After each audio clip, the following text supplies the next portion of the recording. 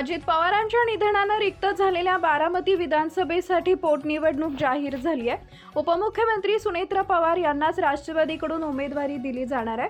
त्याविरोधात शरद पवारांची राष्ट्रवादी उमेदवार देणार नाही अशी भूमिका खासदार सुप्रिया सुळे यांनी जाहीर केली आहे। त्यानंतर आता महाविकास आघाडीतील काँग्रेसच्या भूमिकेनं सर्वात मोठा ट्विस्ट आलाय। बारामतीची पोटनिवडणूक बिनविरोध होण्यावर काँग्रेसकडून प्रतिक्रिया आली आहे। सुप्रिया सुळेंचं वक्तव्य आम्हाला मान्य नाही। बारामती पोटनिवडणुकीत राष्ट्रवादी काँग्रेस उमेदवार देणार नसेल तर काँग्रेस उमेदवारीबाबत विचार करेल असं विजय वडेट्टीवार म्हणाले। शरद पवार गटाची भूमिका आम्हाला मान्य नाही, पण तिकडे राष्ट्रवादी लढणार नसेल तर आम्ही तिकडे निवडणूक लढायचा विचार करू। पवार विरुद्ध पवार निवडणुका यापूर्वी झाल्या आहेत, ही जागा राष्ट्रवादी पक्षाकडे आहे।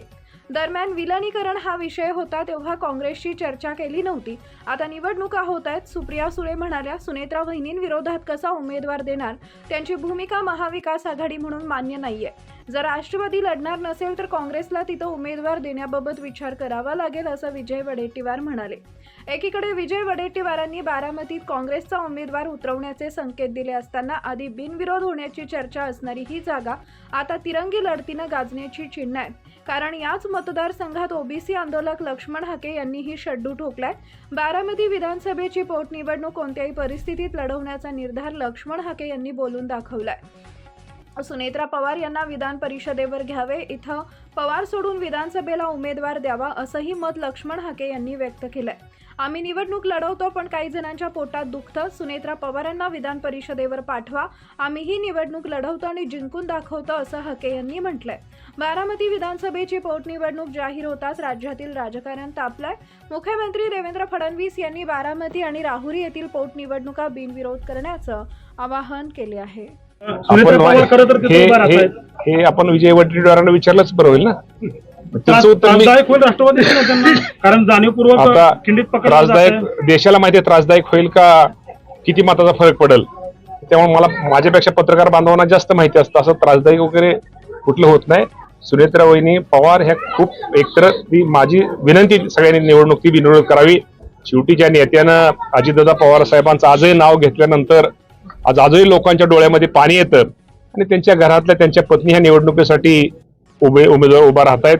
त्यामुळे सगळ्यांनी खरं तर वहिनींना पाठिंबा दिला पाहिजे, ही निवडणूक बिनविरोध केली पाहिजे। आणि समजा कुणी चुकून राहिलं स्वतःच्या हौशेसाठी प्रसिद्धीसाठी तर काय त्याची अवस्था होईल हे मी सांगायची तुम्हाला गरज नाही। बारामतीची आता पोटनिवडणूक लागलेली आहे, तर आपण जर बघितलं की एखाद्या नेत्याच्या निधनानंतर ना तिथं भावनेची लाट असते, परंतु आता काही ठिकाणी असं बोललं जातं की ही निवडणूक लोकशाहीमध्ये विरोध होऊन द्यायचे नाही। तर काँग्रेस पक्ष आणि एक महाविकास आघाडीचा घटक म्हणून तुम्हाला काय वाटतंय? या ठिकाणी आम्हाला खरं अजितदादाबद्दल सहानुभूती आहे।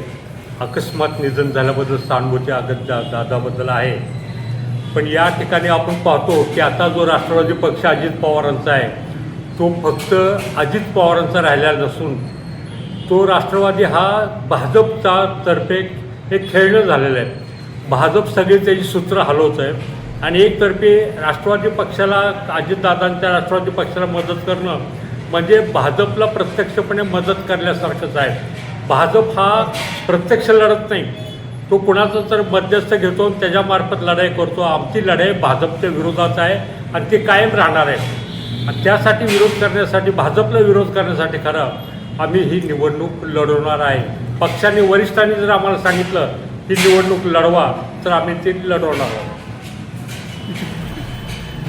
काँग्रेस नेते विजय वडेट्टीवार यांनी सांगितलंय की शरदचंद्र पवार पक्षाने जर ही निवडणूक नाही लढवली तर ती आम्ही निवडणूक लढवणार। हा बरोबर, तेच मी आता सपोर्ट करतो की आमचे ज्येष्ठ नेत्यांनी सांगितलेलं आहे, संपाळ साहेबांनी सांगितलेलं आहे की पोटनिवडणूक होणं, इलेक्शन होणे का चुकीचं नाही। अशी आपली परंपरा महाराष्ट्रात नाही की जर कोणाचं जर अकस्मात निधन झालं तर ती पोटनिवडणूक होऊ नये, बिनविरोध द्यावी म्हणून।